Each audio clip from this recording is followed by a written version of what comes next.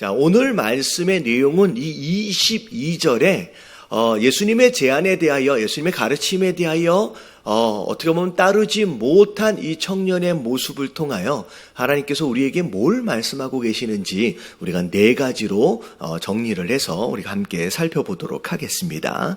자, 첫 번째 하나님 주신 말씀이, 자, 1번 같이 한번 읽어볼게요. 다 같이 시작. 허락하신 축복의 순종을 방해하지 못하도록 하자. 자, 오늘 말씀에 보면, 자, 결과적으로 볼 때 부자 청년이 예수님을 따르지 못한 이유가 무엇이었는지를 말씀을 잘 보면, 자, 청년이 뭐가 많았어요?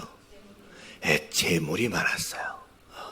자, 결과적으로 재물 때문에 예수님을 따라가질 못한 거예요.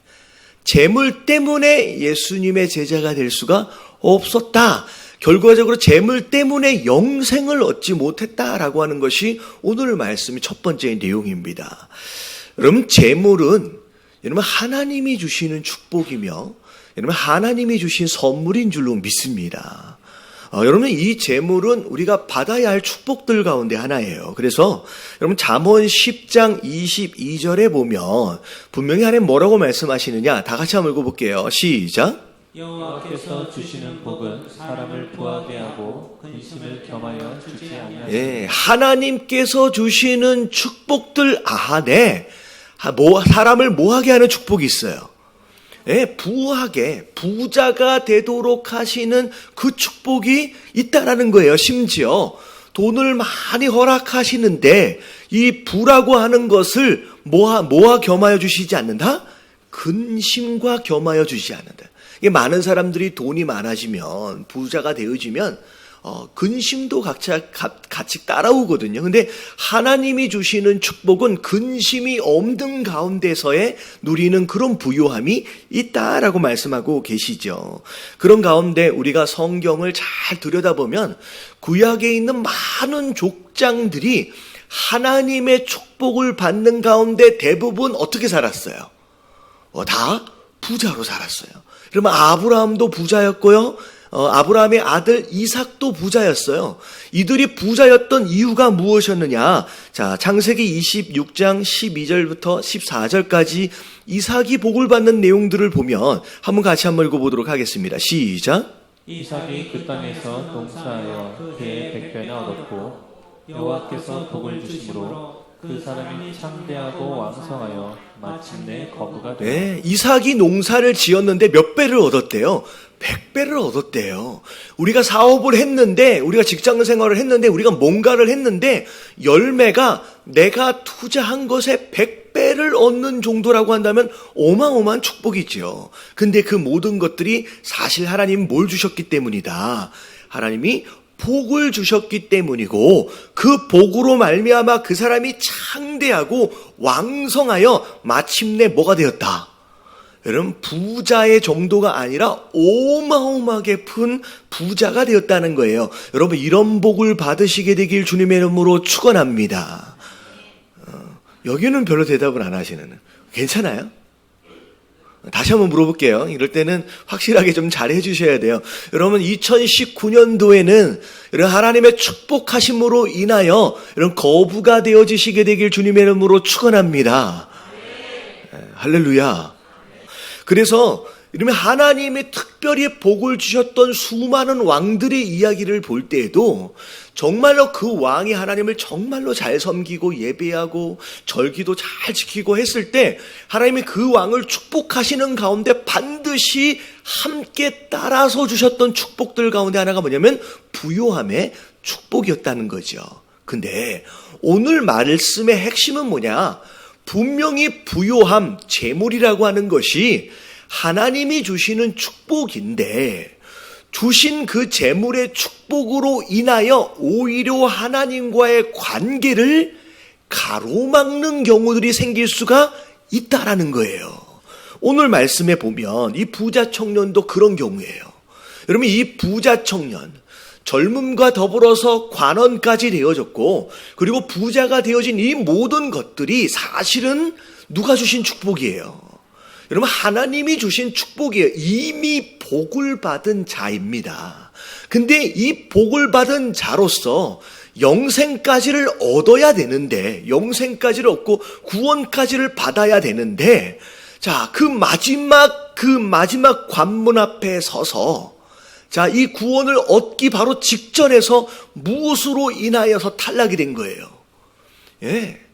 하나님이 주신 그 재물로 인하여서, 그 재물 때문에 하나님을, 예수 그리스도를 따라가지 못하는 상황이 벌어졌다라고 하는 거예요. 여러분, 이 말씀을 통하여 우리가 뭘 기억해야 되느냐? 여러분, 이미 하나님께서 여러분들에게 주신 축복들이 있어요. 여러분, 이 축복들 그 이후에 여러분, 하나님은 더 큰 축복을 주시기 원하시는 줄로 믿습니다. 근데 이미 받은 이만큼의 축복으로 인하여 그 다음 단계의 축복으로 넘어가지 못하고 여기에 매달려 있는 것으로 말미암아 여기서 탈락되는 사람들이 많다라는 거예요. 여러분, 주신 축복이 여러분들과의 하나님과의 관계를 방해하거나 여러분 순종을 방해하는 것으로 여러분 내버려 두시지 않는 저와 여러분들 되시길 주님의 이름으로 축원합니다. 특별히 우리가 물질에 대한 것에 대해서는 굉장히 우리가 신중하고 조심할 필요가 있어요. 이 물질에, 이 오늘 같은 경우도 마찬가지예요. 이 부자 청년이 결국은 영생을 얻지 못했던 이유가 뭐냐면 이미 허락하신 그 재물의 축복으로 인하여 그 영생을 포기하게 되었어요. 이게 재물이 얼마나 무서운 건지. 그래서 마태복음 6장 24절부터 25절까지를 보면 자 24절만 같이 한번 읽어볼게요. 시작. 한 사람이 두 주인을 섬기지 못할 것이니 혹 이를 미워하고 저를 사랑하거나 혹 이를 중히 여기고 저를 경히 여김이라. 너희가 하나님과 재물을 겸하여 섬기지 못하느니라. 예, 두 주인을 섬길 수 없대요, 한 사람이. 근데 이 두 주인이 뭐에 대한 내용이냐? 하나님과 재물이에요. 다시 말하면 재물이 어느 순간 뭐가 되어버릴 수 있다? 내 주인이 되어버릴 수도 있다는 거예요. 이건 굉장히 무서운 거예요. 여러분, 재물은 하나님이 우리에게 주신 선물이어야 돼요. 여러분, 재물은 우리가 다스려야 할 부분이에요. 우리가 재물에 매여버리기 시작하면, 재물에 집착하기 시작하면 그 어떤 순간서부터 이 재물이 내 삶에 무슨 노릇하기 시작한다요? 예, 주인 노릇을 하기 시작한다.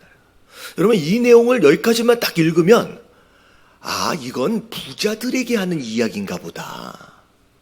아, 이게 부자 청년에 대한 이야기였잖아요. 아, 나는 별로 돈이 없어. 나는 돈이 없어. 나는 부자가 아니니까 나랑은 별로 상관이 없는 이야기처럼 들리실 수 있는데, 여러분, 이건 부자든 가난하든 상관이 없어요. 여러분, 부자가 아니더라도 재물에 여러분 노예와 종으로 사로잡힐 수 있어요. 여러분, 이게 뭐냐? 25절에 보면, 자, 분명히 이 앞에 말씀은 하나님과 재물을 겸하여 섬길 수 없다라고 이야기했잖아요. 둘 중에 하나를 선택하라 이 말씀이에요. 근데 25절에 바로 무슨 얘기가 나오는지를 한번 볼게요. 다 같이 시작. 그러므로 내가 너희에게 이르노니 목숨을 위하여 무엇을 먹을까 무엇을 마실까 몸을 위하여 무엇을 입을까 염려하지 말라. 목숨이 음식보다 중하지 아니하며 몸이 의복보다 중하지 아니하며. 자, 먹을 것에 대하여, 마실 것에 대하여, 입을 것에 대하여 염려한다는 것은 부자란 얘기예요, 가난하다는 얘기예요? 여러분, 가난하다는 얘기예요. 근데 여러분, 부자가 아니더라도 내가 먹을 것과 입을 것과 내가 마실 것에 염려하고 근심하고 거기에 사로잡혀 있다라고 한다면 그것조차도 사실은 이미 내 삶에 뭐가 주인이 되어 있는 거예요? 여러분, 물질이 내 삶 가운데 주인이 되어져 있는 상태가 되어버리는 거예요. 여러분, 얼마나 많냐, 얼마나 적으냐에 대한 문제가 아니라 내가 지금 무엇을 의지하고 있고 무엇을 바라보고 있고 무엇에 집착하고 있느냐라고 하는 그것이 이미 내 삶의 주인이 되어져 버릴 수 있다는 것. 그 중에 하나가 뭐냐면 재물이라는 거예요. 여러분, 내가 하나님이 주시는 이 선물과 축복되어진 이 모든 것들로 인하여 그러면 내가 이것 때문에 순종하지 못하고, 이것 때문에 신앙생활을 제대로 하지 못하고, 이것 때문에 하나님을 바라보지 못하고 있다라고 한다면 이미 그것이 내게 우상이 되어져 버린 거라는 거예요. 여러분, 이것으로 말미암아, 이런 주신 축복으로 말미암아, 여러분 하나님과의 관계를 깨트려 버리는 그런 어리석은 사람이 되어지지 마시기를 주님의 이름으로 축원합니다. 그래서 첫 번째는 주신 축복이 오히려 우리와 하나님과의 관계를 방해할 수도 있다라는 얘기예요. 자, 두 번째, 2번 같이 한번 읽어볼게요. 자, 다 같이 시작. 나를 움직이도록 하는 것이 결국 내 주인이다. 자, 22절, 오늘 이 말씀만 계속 볼 텐데, 자, 오늘 말씀을 보니까 그 청년이 재물이 많음으로 이 말씀을 듣고도 근심하며 뭐 했대요? 갔대요. 예수님을 따르지 못하고 그냥 떠나버렸어요. 그냥 갔어요. 자기 길로. 뭐 때문에 자기 길로 갔어요? 재물 때문에 자기 길로 갔어요. 결과적으로 볼 때 이 청년의, 이 부자 청년의 결단이라고 하는 것을 무엇이 결정했어요? 재물이 이 부자 청년의 삶의 방향을 결정했어요. 여러분, 이게 굉장히 중요한 개념이에요. 내 삶의 방향이 무엇으로 인하여 결정되어지고 있느냐라고 하는 그것이 여러분들의 주인이에요. 나의 삶을 움직여가고 있는 수많은 것들이 있어요. 근데 내 삶을 움직여가고 있는 주체가 누구냐, 무엇이냐, 여러분 이게 주인입니다. 여러분 이 부자 청년의 주인은 누구예요? 여러분 재물이었어요. 이 재물, 어떻게 보면 이 부자 청년은 재물을 따라 움직이는 사람이에요. 그렇기 때문에 이 부자 청년의 주인은 재물이었던 거예요. 여러분 오늘날 우리의 삶을 잘 들여다보시는 가운데 과연 나의 선택, 나의 결정, 그 무엇인가를 하는 것에 있어서 그것의 원인이 되어지는 것이 무엇이냐라고 하는 것을 여러분들 찾아보셔야 돼요. 그것이 여러분들의 주인이에요. 여러분 성도 되어진 자다라고 한다면, 예수 그리스도를 주님이다라고 부르는 자다라고 한다면 내가 결정하는 것에 대한 원인과 주체가 무엇이 되어져야 돼요? 여러분 예수 그리스도가 되어야 하는 줄로 믿습니다. 내가 예수 그리스도를 주님이라고 부르고 있으면서도 내 모든 선택과 결정의 주체가 예수 그리스도가 아닌 물질이나 세상적인 성공이나 어떤 사람과의 관계나 이 모든 것들이 되어지는 순간 사실 입만 예수님이 주인이죠. 실제적인 주인은 물질일 수도 있고요. 이 세상적인 성공일 수도 있고요. 어찌 보면 다른 무엇인가가 이미 내 삶의 주인이 되어진 상태로 있을 수 있다라는 거예요. 여러분 나를 움직여가고 있는 그것이 내 삶의 주인이에요. 이러면 그게 여러분 오직 예수 그리스도가 되어지시게 되길 주님의 이름으로 축원합니다. 자, 그 다음에 세 번째 같이 한번 읽어볼게요. 시작. 순종할 수 있는 정도가 곧 내 사이즈가 된다. 자, 조금 더 어려운 이야기일 수 있는데, 자, 이 부자 청년이 왜 예수님을 따라가지 못했을까? 왜 예수님을 따라가지 못했을까? 자, 22절을 보니까 그 청년이 재물이 뭐 했으므로? 많아서 따라가지 못했어요. 야, 이게 팔아서 가난한 자들에게 주라라고 말씀하시는데 내가 가지고 있는 전 재산이 10만 원이야.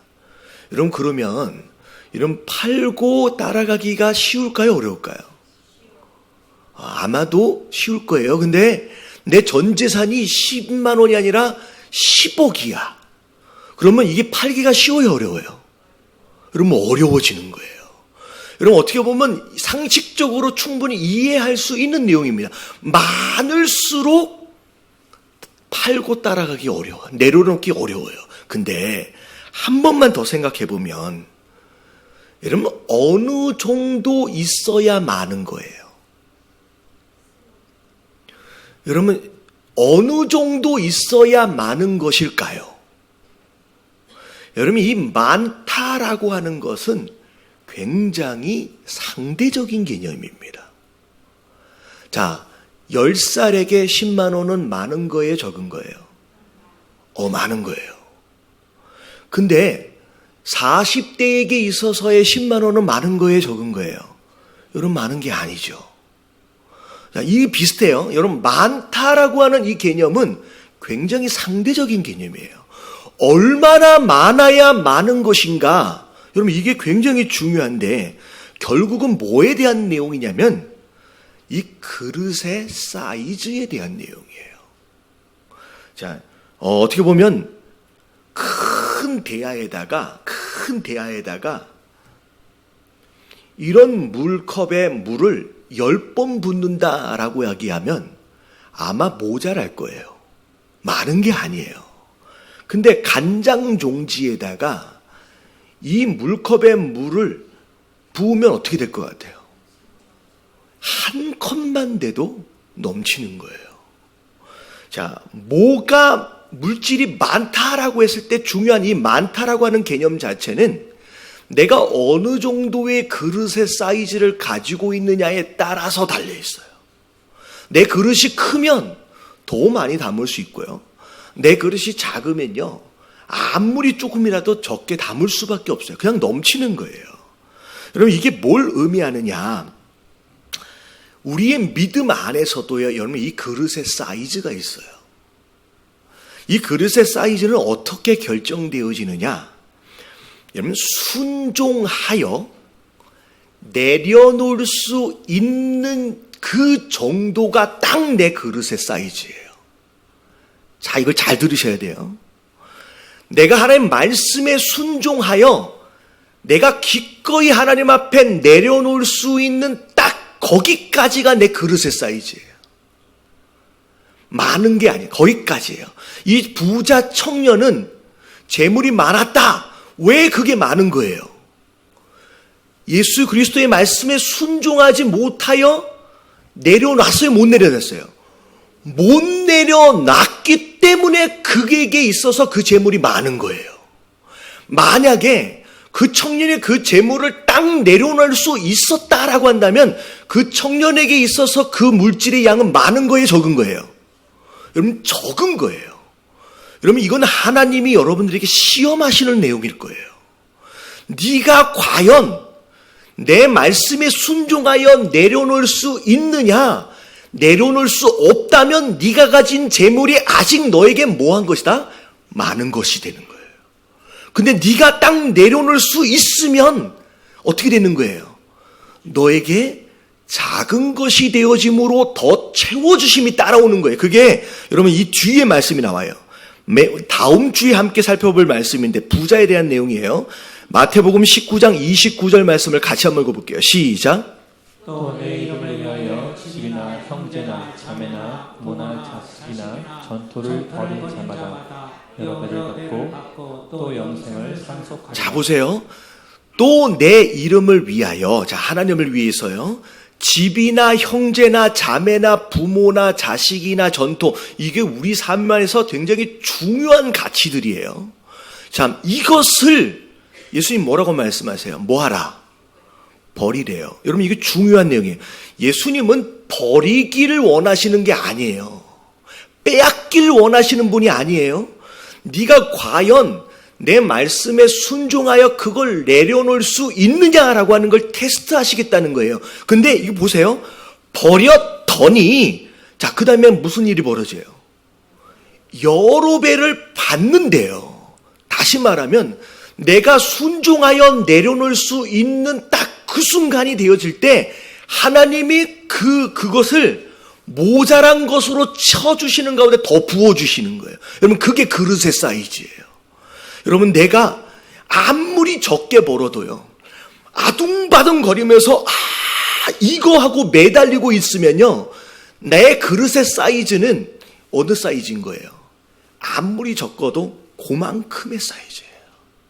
하지만 내가 몇 억을 번다라고 할지라도 하나님 드릴 수 있습니다 라고 과감하게 내려놓을 수 있는 자는 이미 그것을 충분히 담고도 남는 그릇으로 사이즈가 커지는 거예요. 그래서 몇 배를 주신대요?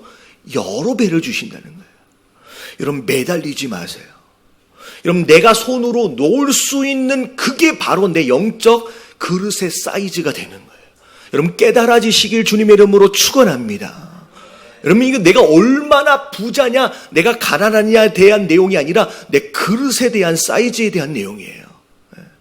여러분들 2019년도도 마찬가지예요. 여러분, 물질의 복을 받기 위해서 어마어마하게 기도를 하실 거예요. 근데 중요한 건 뭐냐면 아무리 기도를 해도 간장 종지만한 요 그릇 가지고서 바들바들 떨고 있는 사람은요, 아무리 부어줘도 담겨질 수가 없어요. 여러분, 하나님 말씀하시는 게 뭘 말씀하시느냐? 네가 아무리 적게 벌어도, 아무리 적게 가지고 있어도 바들바들 떨고 내려놓지 못하면 그건 너에게 큰 재물이라는 거예요. 더 이상은 안 된다는 거예요. 하지만 아무리 많아도 하나님 놓을 수 있습니다, 하나님 내려놓을 수 있습니다 라고 하는 그런 마음이 있는 사람은 너는 더 가져도 된다라고 부어주시는 거예요. 여러분, 이거 영적 원리를 깨달으시게 되길 주님의 이름으로 축원합니다.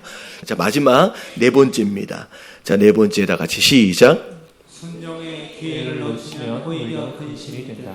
자, 오늘 22절만 가지고 하는데, 자, 오늘 말씀 보니까 이 청년이, 자, 예수님 말씀을 들었음에도 불구하고 어떻게 했어요? 근심하며 갔어요. 이게 되게 중요해요. 여러분, 가는 것으로 멈춘 게 아니라 뭘 가져갔어요? 여러분, 근심을 가지고 갔어요. 여러분, 하나님은 여러분들에게 순종의 기회를 허락하세요. 축복의 기회를 허락하세요. 근데 그 기회라고 하는 게 신기한 게 뭐냐면 놓치면 끝난 게 아니에요. 오히려 주어지지 않았을 때보다 다른 상황이 벌어져요. 오히려 예수님을 만나기 오기 전까지만 해도 이 청년은 근심하지는 않았어요. 근데 예수님 오히려 만나고 돌아가는 길에는 뭘 끌어안고 가요? 근심을 끌어안고 가요. 여러분, 이미 하나님이 여러분들에게 말씀을 하셨습니다. 여러분, 여기에 순종하는 자는 축복과 더불어 평안을 누려요. 근데 여기에 순종하지 못하는 자는 반드시 이 안에 뭘 끌어안고 가요? 여러분, 근심을 끌어안고 가요. 여러분, 이런 사람이 되지 마시게 되길 주님의 이름으로 축원합니다. 여러분, 복을 주시기 위해서 이 청년을 사랑하셨기 때문에 여기까지 예수님이 조언하셨어요. 근데 거기까지를 못 가면 그냥 막 가만히 있는 게 아니라 근심을 끌어안고 가요. 제가, 여러분, 이 다음부터 이 청년은 결국은 내려놓기 전까지 예수님이 불편한 관계가 됩니다. 예수님 말씀도 들으러 올 수가 없어요. 예수님을 피해 다니는 사람이 될 수밖에 없는 거예요. 여러분, 순종은 그런 거예요. 순종의 기회가 주어졌을 때 그것에 순종하지 못하면 그 다음부터 예수님하고 되게 불편하고 껄끄러운 관계가 돼요. 마음 가운데 근심을 끌어안고 살게 되는 거예요. 그래서 제가 성도들에게 무엇인가를 부탁할 때는 제가 직접 절대 하지 않습니다. 왜냐하면 저는 기도하는 가운데 조심스럽게 부탁을 해요. 근데 제 부탁에 순종을 하지 못하는 성도는 반드시 그 이후에 저랑 어떻게 될 것 같아요? 맨날 저를 피해 다녀. 왜? 저랑 되게 불편한 관계가 되기 때문에. 여러분, 하나님과의 관계도 마찬가지예요. 여러분, 순종하지 못하면 하나님하고 되게 불편해지기 시작해요. 여러분, 이런 관계로 빠지지 마십시오. 하나님 말씀하실 때, 여러분, 이건 정말로 여러분들을 축복하시고 사랑하시기 때문에 허락하시는 말씀인 줄로 믿습니다. 여기에 과감하게 순종하심으로 말미암아 하나님과 더 깊이 있는 관계 안으로 들어가실 수 있는 저와 여러분들 되시길 주님의 이름으로 축원합니다.